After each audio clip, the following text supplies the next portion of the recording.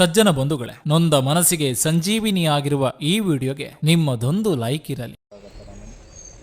ಆತ್ಮೀಯ ಬಂಧುಗಳೇ, ಏನು ನಮ್ಮ ಒಂದು ನಿರಾಶ್ರಿತರ ಪುಣ್ಯಾಶ್ರಮಕ್ಕೆ ಬಹಳಷ್ಟು ಆದ್ಯತೆ ಕೊಟ್ಟು ನಮ್ಮ ಒಂದು ಈ ನಿರಾಶ್ರಿತರ ಕುಟುಂಬಕ್ಕೆ MTB ನಾಗರಾಜ್ ಸರ್ ಅವರೊಬ್ಬರು ದೊಡ್ಡ ರಾಜಕಾರಣಿಗಳು, ಅದು ಜಗತ್ ಜಾಹೀರಾಗಿರ್ತಕ್ಕಂಥ ಒಬ್ಬ ವ್ಯಕ್ತಿಗಳವರು. ಸೊ ಹಾಗಾಗಿ ಇವತ್ತು ಏನು ನಮ್ಮ ಒಂದು ಈ ಒಂದು ಕುಟುಂಬಕ್ಕೆ ಒಂದು 2 ಬ್ಯಾಗ್ ಅಕ್ಕಿ, 1 ಟಿನ್ನು ಸನ್ಪ್ಯೂರ್ ಆಯಲ್ಲು ಮತ್ತು ಪುಳಿಯೋಗರೆ ಪ್ಯಾಕೆಟ್ಗಳು, ಬೇಳೆ, ಸಕ್ಕರೆ ಮತ್ತು ಕಂಫರ್ಟ್ ಅಂದರೆ ಇದು ವಾಷಿಂಗ್ ಮಿಷಿನ್ಗೆ ಹಾಕಿ ಬಟ್ಟೆಗಳನ್ನೆಲ್ಲ ಸ್ವಚ್ಛಗೊಳಿಸ್ಲಿಕ್ಕೆ ಒಂದು ಕಂಫರ್ಟ್ ಲಿಕ್ವಿಡು, ಮತ್ತು ರಿನ್ ಸೋಪ್ಗಳಿರ್ಬೋದು, ಡೆಟಾಲ್ ಸೋಪ್ಗಳಿರ್ಬೋದು, GRB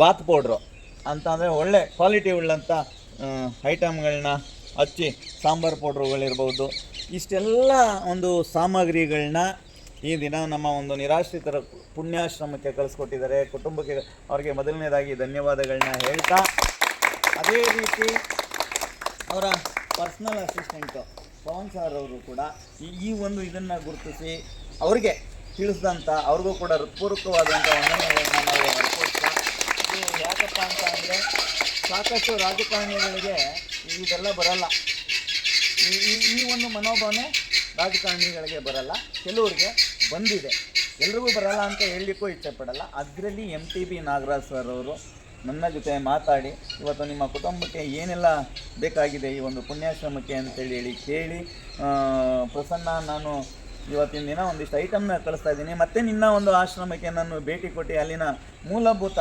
ಸಮಸ್ಯೆಗಳೇನಿದೆ ನೋಡಿ ನಾನು ಅದಕ್ಕೆ ಏನು ಬೇಕೋ ಈ ಒಂದು ಆಶ್ರಮಕ್ಕೆ ನಾನು ಸ್ಪಂದಿಸ್ತೀನಿ ಅನ್ನುವಂಥ ಮಾತುಗಳನ್ನ ಅವರು ಹೇಳ್ತಾ ಇವತ್ತು ಇಷ್ಟು ಸಾಮಗ್ರಿಗಳನ್ನ ಕಳಿಸಿದ್ದಾರೆ.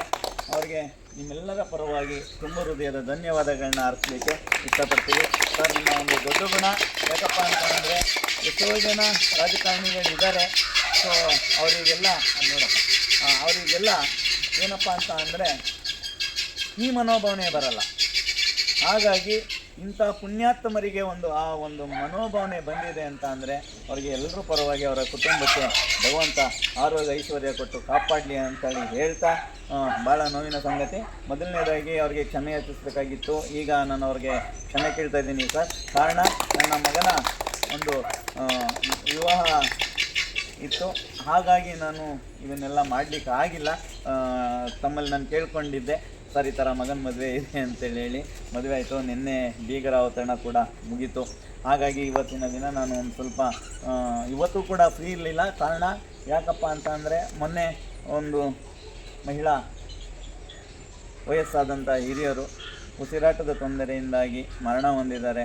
ಅವ್ರಿಗೂ ಕೂಡ ಒಂದು ನಿಮಿಷದ ಕಾಲ ಮೌನಾಚರಣೆ ಮಾಡ್ತಾ, ಎಲ್ಲರೂ ಮೌನಾಚರಣೆ ಮಾಡಿ ದಯಮಾಡಿ ನಿಮ್ಮೆಲ್ರಿಗೂ ಕೈ ಮುಗಿಸ್ಕೊಳ್ತೀನಿ, ಅವ್ರ ಆತ್ಮಕ್ಕೆ ಶಾಂತಿ ಸಿಗಲಿ ಅಂತೇಳಿ ಎಲ್ಲರೂ ಮೌನಾಚರಣೆ ಮಾಡೋಣ.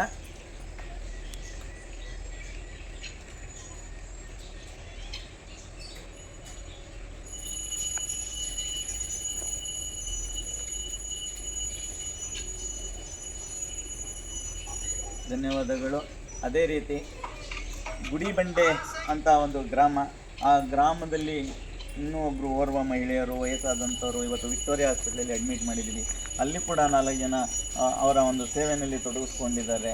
ಅಂದರೆ ಈ ಒಂದು ಆಶ್ರಮದಲ್ಲಿ ಇರ್ತಕ್ಕಂಥವ್ರೆ ಇವತ್ತು ಅವರು ಒಂದು ಯಾರು ಇಲ್ಲದೇ ಇರೋ ಥರ ಬಂದಂಥ ವ್ಯಕ್ತಿಗಳು ಇವತ್ತು ಆ ಪ್ರಾಣದ ಜೊತೆ ಕೈ ಜೋಡಿಸಿದ್ದಾರೆ. ಅವ್ರಿಗೂ ಕೂಡ ಒಳ್ಳೇದು ಮಾಡಲಿ ಭಗವಂತ ಹೇಳಿ ಅಂತ ಕೇಳ್ಕೊಳ್ತಾ, ಈ ದಿನ MTB ನಾಗರಾಜ್ ಸರ್ ಕುಟುಂಬಕ್ಕೆ ಭಗವಂತ ಆರೋಗ್ಯ ಐಶ್ವರ್ಯ ಕೊಟ್ಟು ಇನ್ನೂ ಹೆಚ್ಚಿನ ಇಂಥ ಆಶ್ರಮಗಳಿಗೆ ಒಂದು ಸೇವೆ ಮಾಡುವಂಥ ಭಾಗ್ಯ ಕರುಣಿಸ್ಲಿ ಅಂತ ನಾವು ಈ ಒಂದು ವಿಡಿಯೋ ಮುಖಾಂತರ ಕೇಳ್ಕೊಳ್ತಾ, ನೋಡ್ತಾ ಇರ್ಬೋದು ತಾವು ಎಷ್ಟೆಲ್ಲ ಐಟಮ್ಗಳನ್ನ ಕಳಿಸಿದ್ದಾರೆ ಅಂತೇಳಿ. ಇದೆಲ್ರಿಗೂ ಆ ಮನಸ್ಸಿಗೆ ಬರಲ್ಲ. ಹಾಗಾಗಿ ಅವರಿಗೆ ಮತ್ತೊಮ್ಮೆ ತುಂಬ ಹೃದಯದ ಧನ್ಯವಾದಗಳು.